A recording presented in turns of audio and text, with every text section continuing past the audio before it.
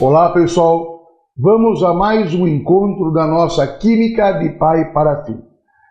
Hoje trazendo um assunto importante, viu Maurício?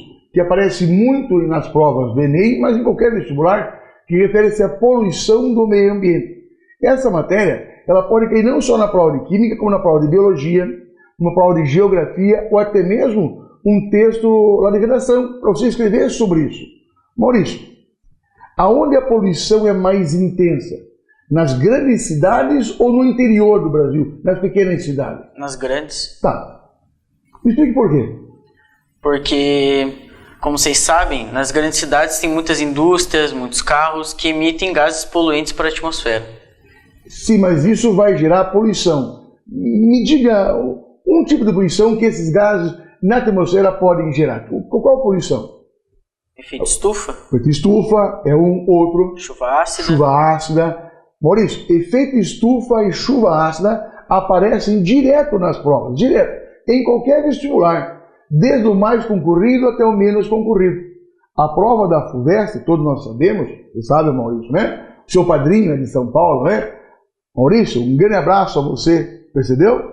Padrinho Maurício, afilhado Maurício. Petrúquio, um abração para você aí, cara. Em São Paulo a poluição é enorme. Então, o que tem mais em São Paulo? Tem muita indústria, tem muito carro. Então, isso realmente gera poluição e aparece em vestibular. Maurício, olhe comigo um teste da FUVEST. Olha que teste bacana. Observe a imagem que apresenta uma situação de intensa poluição do ar, que danifica veículos, edifícios, monumentos, vegetação e acarreta transtornos ainda maiores para a população. Maurício, danifica veículos, edifícios, monumentos, vegetação. O que a chuva ácida causa no meio ambiente? Por exemplo, ela choveu, caiu no solo, caiu na água.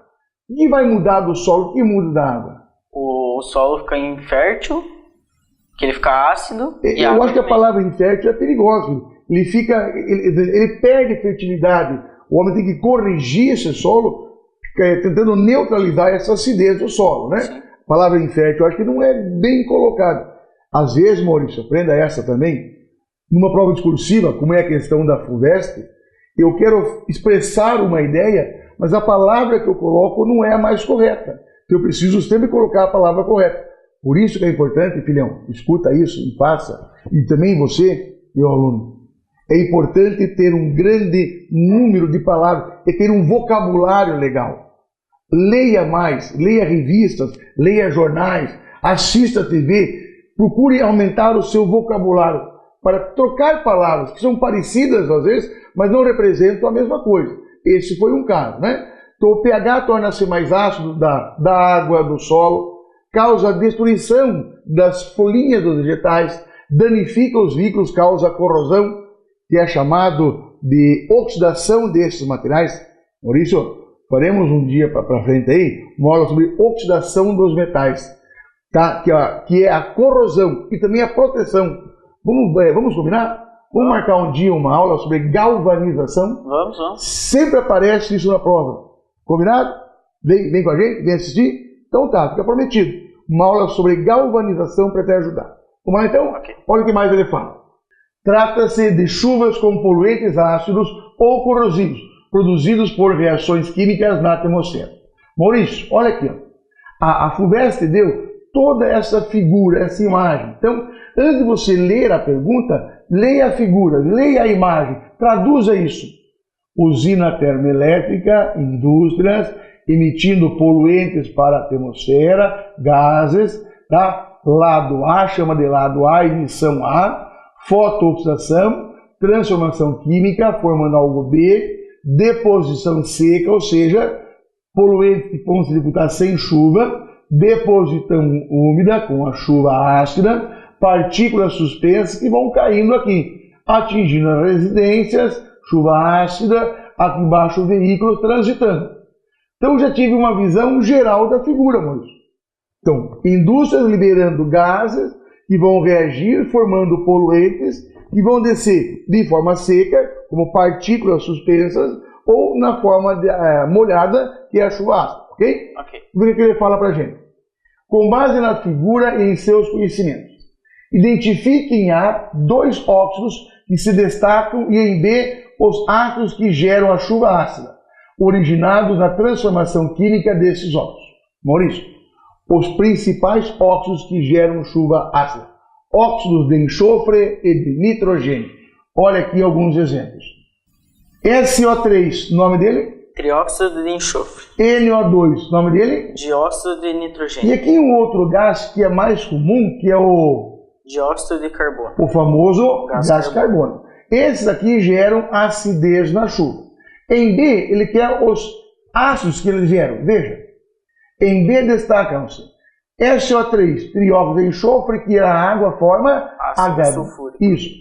Esse é o ácido sulfúrico. H2 e SO4, ácido fólico. Maurício, todo óxido em água gera ácido é chamado de um óxido ácido. Grave isso. Então, quais óxidos geram chuva ácida? Óxidos ácidos. Óxidos ligados a elementos não metálicos. Tá ok? Legal? Ficou bem claro isso? Caso não tenha entendido, depois você volta em casa o vídeo, né? E vai assistir novamente essa aula lá no nosso canal do YouTube, né? Ok? Vamos lá. Vamos a outra pergunta. Aqui tem mais uma reação, né? Estava já esquecendo. As dos óxidos de nitrogênio, formando 2 ácidos. O HNO3, que é o ácido nítrico, e o NO2, que é o ácido nitroso. Então, olha que legal, Maurício.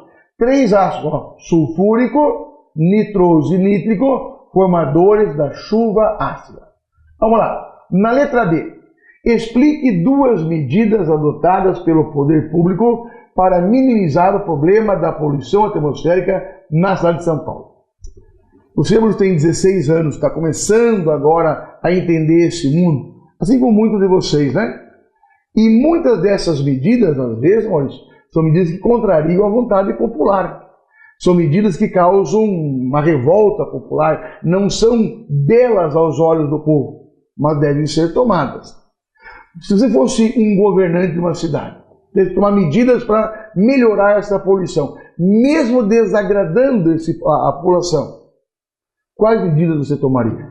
Primeiro eu proporia um rodízio de carros, depois exigiria que os carros tivessem uma boa manutenção, carros mais novos, consequentemente, e também que as pessoas utilizassem mais o transporte público, que assim com menos carros, menos ônibus nas ruas, teriam mais pessoas sendo levadas aos seus destinos. Você sabe que isso não é fácil, né? Cada um tem o direito de ir e vir. Então, se eu tenho um carro e não posso andar, fere meu direito? Talvez sim, talvez não. Se for uma lei que eu tenho que fazer o rodízio, eu sou obrigado a cumprir. O maior problema é o transporte público, né, Maurício? Que no Brasil, de um modo geral, não é nada satisfatório. É sempre muito deficiente. Mas são as medidas mais comuns, inclusive já adotadas em São Paulo, e você sabe disso, né? Olha aqui, vamos lá. É o rodízio municipal, claro, a inspeção veicular anual. Você falou em carros mais novos. Seria o perfeito, né? Que todo o Brasil tivesse condições financeiras ter sempre um carro mais novo. Nós sabemos, Maurício, nem sempre isso é verdade. Ou é possível, né? Para nós.